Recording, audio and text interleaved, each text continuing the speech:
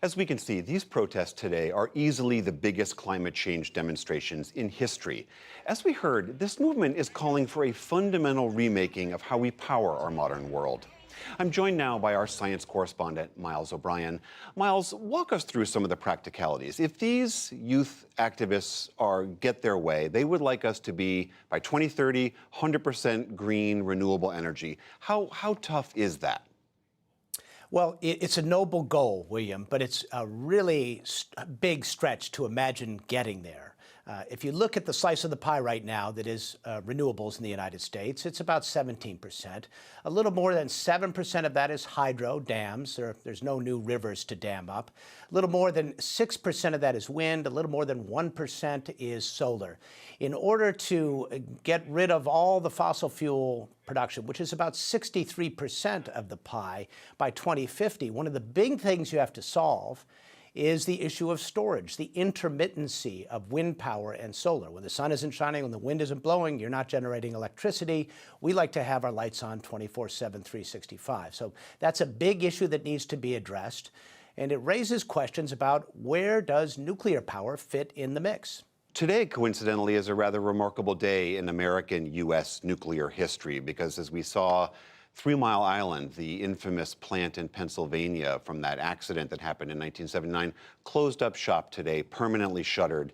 Can you remind us of what happened back in '79 with 3 Mile Island and how that impacted U.S. nuclear policy? Yeah, it's an interesting coincidence or irony, whatever you like. March of 1979, the 3 Mile Island Unit 2, through a combination of mechanical problems and human error, had a partial meltdown.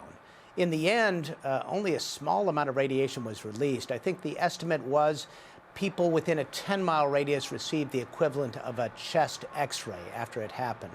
But it changed the thinking about nuclear in a fundamental way. There was growing concern about nuclear. And interestingly, about 3 weeks prior to the 3 Mile Island incident, a movie, a very popular one called The China Syndrome, came out, which portrayed an evil corporation cutting corners and leading to a meltdown at a California nuclear power plant. So in this case, life imitated art, and frankly, the public, I think, conflated those two events. Of course, subsequent to that, you had Chernobyl, more recently Fukushima. People get scared about nuclear. And what did that do as far as our building out of nuclear? Like, how much do we rely on nuclear power today? Well, right now it's just a little below 20%, but the plants are closing precipitously. We've had, since 2013, 8 of them have come offline.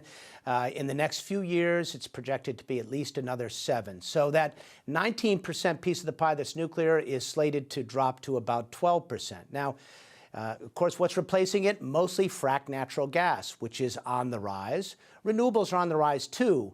But a lot of people would say that if you want to address this carbon issue, which these young people are all about, you need to keep nuclear in the mix, at least in the short term, because these plants are not being replaced necessarily by zero-carbon alternatives.